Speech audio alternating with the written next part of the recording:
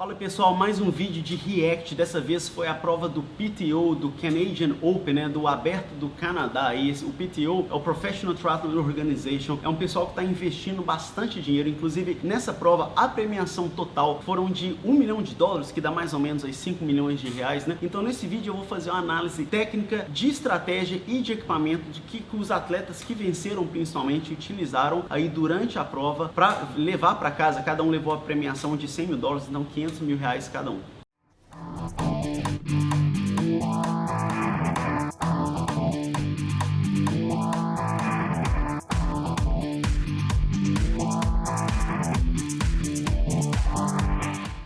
Olá, aqui é o Vinícius Santana, treinador de triatlo da Arungás. Lembrando que eu coloco um vídeo aqui no canal às quartas-feiras, 7h30 da manhã. E se você quiser aprender mais sobre triatlon, assina aqui o canal e aperta o sininho de notificação. E você precisando de ajuda para estruturar seus treinos, entre em contato pelo nosso site ironguides.com.br. O link está aqui na descrição desse vídeo. Então o vídeo de hoje foi a análise técnica do Canadian Open, a prova do PTO. Então são algumas provas durante o ano, em algumas poucas provas com uma premiação em dinheiro muito alta. Então a distância dessa prova foi 2 km de natação, 80 km de ciclismo e 18 km de corrida. Vamos começar a nossa análise aí pela largada da natação do feminino. A gente consegue ver aí no centro da tela com o maiô vermelho a Nicola Spear, que inclusive tem 2 medalhas aí nas Olimpíadas. Repare que eu só vi ela e outras 2 atletas, inclusive as outras 2 excelentes nadadoras, fizeram a prova sem o speed suit, que é esse outro traje que você vê aí nas atletas do lado da Nicola, que você coloca por cima ou do maiô ou do seu tri-suit, do seu macaquinho de competição, seja homem, seja mulher aí, e que na teoria ele é mais rápido do que o maiô, do que o tri-suit tradicional. Então assim, eu não sei direito o motivo por que essas atletas resolveram não usar. Eu acredito que nessa situação vale a pena sim, nessa distância de 1.800 metros de natação vale a pena. E lembrando mais uma vez aí que todo o material que eu falo aqui nesse vídeo, eu vou deixar o link de compra na descrição desse vídeo. Nessa próxima tela aí, vamos analisar o timing da respiração. Então eu consegui pausar aqui bem no timing, que inclusive a Vitória Lopes, aí, a atleta do Brasil que liderou a natação. Repare que ela está somente com os olhos fora da água, ele não tirou totalmente a cabeça, e que quando eu soltar o vídeo aqui, você vai conseguir ver que ela faz a respiração normal. Ela meio que coloca o rosto na água e depois faz a respiração normal.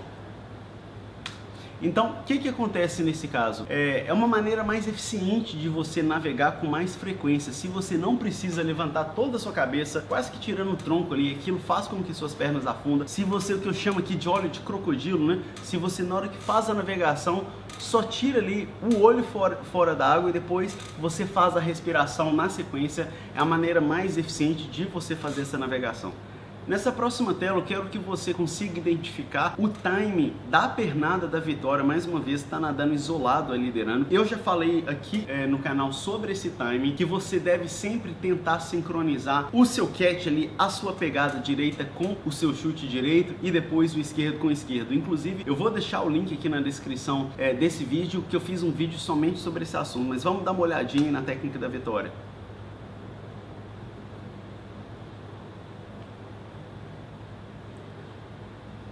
Repare principalmente aí no lado direito, né? Ela tem uma pernada um pouco mais forte e ela faz aquela pernada mais forte na hora que ela faz ali a pegada da direita. E deixa eu só voltar um pouquinho, eu quero que você analise mais um pouquinho como que o nado dela não é simétrico. A pernada dela direita é muito mais forte que a esquerda.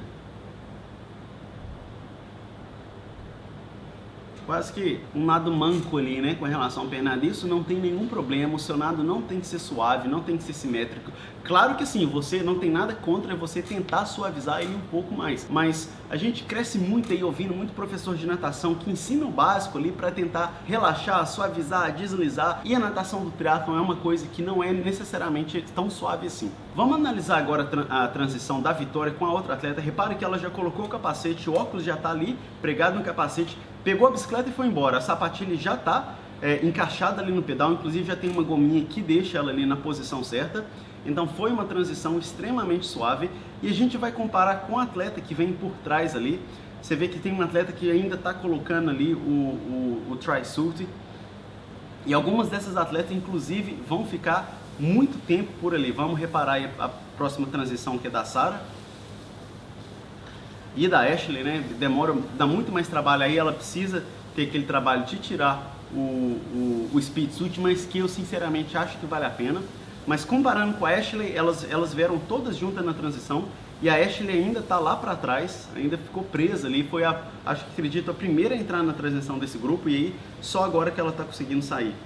Então perdeu bastante tempo aí na transição, principalmente em relação a brasileiro, mas esses outros atletas do grupo também. Inclusive fez uma montagem ali na bicicleta também, não tanto suave, teve que parar a bicicleta e tudo mais. Reparem nessa atleta de vermelho aí que tá na tela, como que o speed suit dela já tá ali, praticamente ali na altura, um pouquinho acima do joelho, né? Ela já quase que já tirou tudo ali, então ela já vem correndo, já vem abaixando ali o speed suit, que aí chega na transição, ela só precisa ali tirar aquela parte final do speed suit. Então se por acaso você nada com speed suit, ou se por acaso você nada com wetsuit, essa é a maneira certa de tirar. Na transição você já vai tirando o máximo possível ali, deixa ele um pouco abaixo da altura do quadril, e chega na hora que você parar em frente à sua bicicleta, você arranca aí o finalzinho dele. Repare agora nesse vídeo aí da Paulo Findlay, que eventualmente aí foi segunda colocada, que ela sai para correr com o relógio, ela tá carregando o relógio na mão ali, e à medida, inclusive tá ligando o relógio, à medida que ela for correndo, ela vai colocando o relógio. Então, eu também já fiz um vídeo aqui sobre esse assunto. Esses atletas preferem não nadar com o relógio, porque o tempo de natação é meio que irrelevante para eles que estão competindo por posições ali, e não por tempo final, né? Que o tempo independe. Então, eles querem mais aí que posição que eu sair da água. Então, eles evitam de nadar com o relógio, porque cria um pouco mais de resistência. Alguns desses atletas, inclusive, sentem um pouco ali de desequilíbrio, eles sentem bastante a pressão do relógio quando estão nadando. No ciclismo, tem ali o próprio Garmin especializado para o ciclismo, né? Então somente na corrida eles pegam ali, enquanto saem para correr já vão colocando relógio, nada disso de ficar parado na transição, colocando o relógio em pé ali esperando.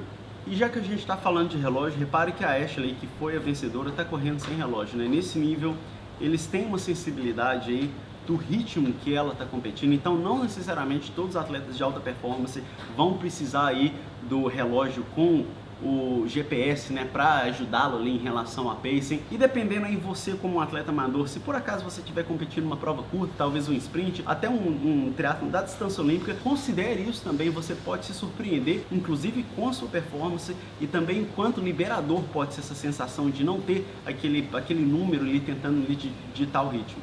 Agora o momento da ultrapassagem aí, né? A gente consegue inclusive reparar a frequência de passadas, inclusive o biotipo das atletas. Nesse ponto aí, ó, a gente consegue ver que a Ashley é uma atleta mais fininha, né? Mais magrinha. E é claro que assim, a Paula Findlay é uma atleta world class, é uma atleta olímpica, já ganhou vários títulos muito importantes aí, mas não tem como assim, a parte da corrida não perdoa o atleta que é um pouco mais pesado, independente se é uma massa funcional, se é uma massa magra ou não. Então eu também já fiz um vídeo aqui sobre esse assunto, eu vou deixar aqui na descrição, quanto que cada quilo de peso corporal aí impacta em relação a segundos por quilômetro na sua corrida. Você conseguindo de uma maneira saudável diminuir um pouco melhorar um pouco a sua composição corporal, perder um pouquinho de gordura a mais, se por acaso for o caso, vai ajudar bastante na corrida também. É muito comum a gente ver esses atletas bastante levinhos, bastante magrinhos, ganhando a prova justamente na pernada da corrida. E eu acho que eu não preciso nem falar mais, aí a gente consegue ver o tênis laranja aí da Ashley, né, que é o ASICS, com com solado de carbono. Eu acredito que hoje todos os atletas profissionais que participaram desse evento, 100% deles vão ter usado esse tênis com aquela placa de carbono. Não é um material barato, mas que para um atleta de média ou alta performance começa a valer bastante a pena sim. Inclusive eu já fiz vídeo aqui também sobre o assunto no canal, vou deixar aqui na descrição. Não são para todos, talvez o atleta do nível iniciante não vai se beneficiar tanto, e por ele ser mais caro, não durar mais, talvez não valha a pena para você. Vamos passar aí para a largada do masculino, falando mais uma vez aí do material que os atletas usam. Eu queria que você repare que no masculino eu não consegui identificar nenhum deles, inclusive eu vou parar aqui na largada, que não esteja nadando com o Speed Suit. Não todos eles optaram por essa vantagenzinha. A vantagem, quanto que é mais rápido em relação ao Tri-Suit, vai depender muito da qualidade do seu Tri-Suit, mas um Tri-Suit de altíssima qualidade, eu ainda acredito que talvez ali 1-2 segundos por 100 metros seja uma diferença que é significativa, e que talvez seja a diferença que nesses atletas eles consigam chegar no primeiro pelotão, ali na primeira boia, e aquilo pode mudar toda a dinâmica da prova. Então, sinceramente, eu ainda não entendi muito bem por que aquelas 3 atletas não utilizaram esse material, mas então fica aí que o masculino é uma coisa um pouco mais competitiva, então todos eles optaram parou por nadar com o Speed Suit. Vamos comparar um pouco aqui as técnicas de natação dos atletas masculinos que estão liderando a prova. Vamos pegar esse atleta que está em primeiro ali, a gente só está vendo um splash da água dele ali, e depois reparem nos atletas em volta deles, como que a cabeça dele, na hora que respirar, beleza, ele tira o rosto da água ali, faz a respiração, e depois ele empurra a cabeça, eles, né, empurram a cabeça aí debaixo da água, você praticamente não vê o que eu chamo ali de barbatana de tubarão. Então eu vou soltar o vídeo aqui, repare principalmente no primeiro atleta, como que ele empurra, faz a respiração e empurra ali o rosto dentro da água, literalmente desaparece. Os atletas que estão atrás ali, a mesma coisa, o atleta que está do lado ali, a mesma coisa. Então isso ajuda a equilibrar muito o nado quando você empurra o seu rosto ali, sua cabeça dentro, o seu peito inclusive para baixo, as pernas sobem um pouco mais, então fica um nado muito mais equilibrado. E para variar, o pessoal sempre tentando nadar em fila aí, né, que é uma maneira que a gente chama de nadar na esteira do atleta. Você economiza bastante energia sim, então sempre que possível, se você tiver uma oportunidade, um atleta ali do seu lado que esteja nadando numa velocidade parecida com a sua, vá ali para trás dele e somente fica ali acompanhando aquele atleta, que você vai economizar bastante energia. O próximo atleta que eu quero analisar é esse de touca amarela aí. Repare que ele faz justamente o contrário, a gente consegue ver essa touca amarela dele o tempo todo fora da água, inclusive o coquinho ali. Esse é o Lionel Sanders, é um excelente atleta, vice-campeão mundial de Ironman, tem vários títulos aí bem significativos, porém a natação é o ponto fraco dele e a gente consegue ver aí o porquê, né? O quão menos suave a técnica dele é, inclusive ele faz esse braço esquerdo muito aberto ali e ele não tem aquele mesmo movimento, aquele mesmo galope, inclusive que algumas pessoas chamam de afundar a cabeça na água, então ele tem um arrasto hidrodinâmico muito maior que aqueles atletas que estavam liderando a natação. Vou soltar aí o Lionel Sanders, chegou na transição com o grupo, né? Na transição, mais uma vez, inclusive tinha um atleta atrás dele, tinha um que tinha acabado de chegar ali, e a gente vai, ali atrás tem um outro também, então a gente vai comparar o tanto que a transição dele foi muito menos eficiente, porque ele parou para colocar a sapatilha ali durante a transição, foi o único que fez isso, então ele vai sair muito atrás dos outros. A gente vai reparar que o pessoal vai embora, aí já começa a pedalar, e ele ainda está agarrado lá. E o porquê que ele fez isso? Ele preferiu aí colocar a sapatilha melhor, de uma maneira melhor. Parece que é uma sapatilha, inclusive, que tem uma capa aerodinâmica, mas aí você vê que ele mal consegue correr, né? Então ele perdeu muito tempo. Aí que tá, será que vale a pena? Também não pulou na bicicleta, tá assim, demorando bastante ali para pegar velocidade.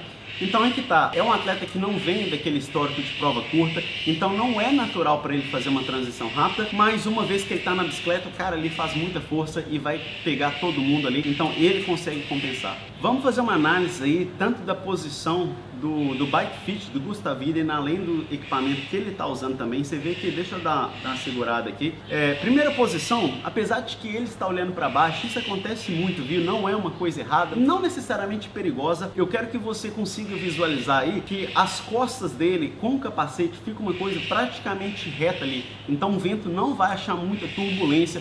Uma vez que abre em cima do capacete, o vento vai fluir de uma maneira bastante suave aí e depois desce ali nas costas dele em direção ao quadril, tudo bem. O aerobar, as mãos dele estão um pouquinho levantada, não estão totalmente paralela ao chão. Eu já fiz um vídeo aqui sobre esse assunto também. Essa posição dele é o que eu considero ideal, que eu recomendo para todo mundo. Algumas pessoas preferem o aerobar paralelo ao chão e outras com uma angulação muito maior. Em relação ao material que ele está usando, não dá para ver muito bem aqui, mas ele está usando uma sapatilha tradicional de triatlon aí da Shimano e uma roda fechada atrás. A maioria dos atletas fazem isso. Sistema de hidratação, ele tem uma garrafinha aerodinâmica aqui no quadro, uma garrafinha atrás do selim, que ele consegue fazer aquela troca muito mais fácil. E eu não tenho certeza, mas deixa eu ver se eu consigo ver aqui, a bicicleta da Giant, então talvez esse aerobar dele tenha um sistema de hidratação embutido ali no alongador. Não vou conseguir ver daqui, eu acredito, mas também se não tiver, somente com a garrafinha de trás ele consegue fazer essa troca aí.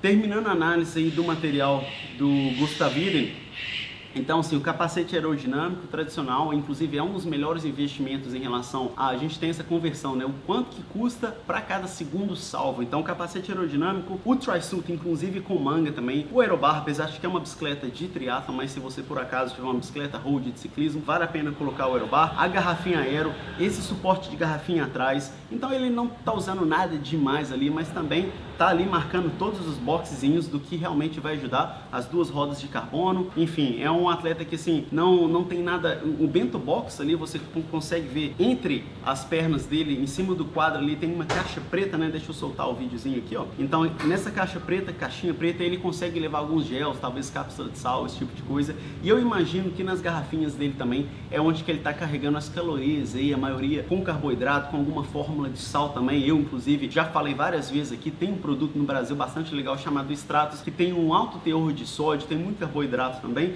então esses atletas tentam simplificar bastante a logística aí, e o material, suavizar tudo em relação ao vento. Já que a gente está nesse visual aéreo e a gente consegue ver que tem esses dois atletas estão com uma distância bastante significativa entre eles. Parece que o Alistair Brown, que é esse de vermelhinho que está em segundo lugar, e daqui a pouco vai aparecer, acho que inclusive tem um que está em terceiro, não tenho certeza, mas enfim, desses dois aí, os dois estão respeitando a regra, mesmo com essa diferença aí, ó, agora ficou um take bem legal, mesmo com essa diferença, ainda assim existe um benefício de você pedalar atrás de um atleta. O primeiro, o desgaste mental para você impor o ritmo é muito menor, e dependendo da velocidade também, você ainda tem um benefício aerodinâmico.